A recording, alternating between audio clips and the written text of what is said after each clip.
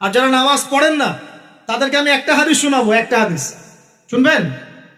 নবী সাল্লাল্লাহু আলাইহি ওয়াসাল্লাম বলেছেন, قال النبي صلى الله عليه وسلم بين العبد وبين الكفر والشرك ترك الصلاة।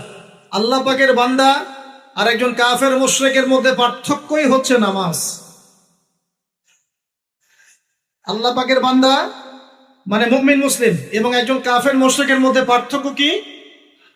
মান তারাকা সালাতান মুতাআম্মিদান ফাকাদ বারিয়াত মিন যিম্মাতিল্লাহ। কেউ যদি ইচ্ছাকৃতভাবে তার উপর ফরজ নামাজকে ছেড়ে দেয়, সে যেন আল্লাহ পাকের জিম্মেদারি থেকে মুক্ত হয়ে গেল।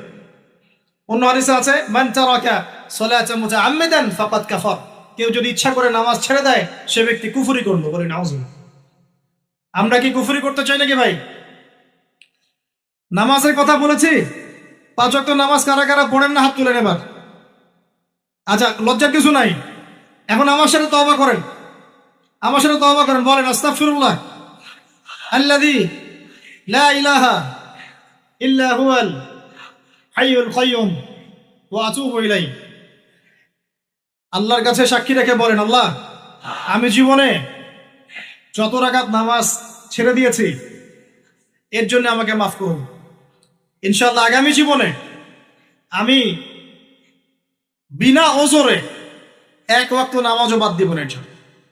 রাজি আছেন ইনশাআল্লাহ? বাস এই একটা নসিহত যদি আজকে আপনারা আমল করতে পারেন, ইনশাআল্লাহ আজকের মাহফিল সফল।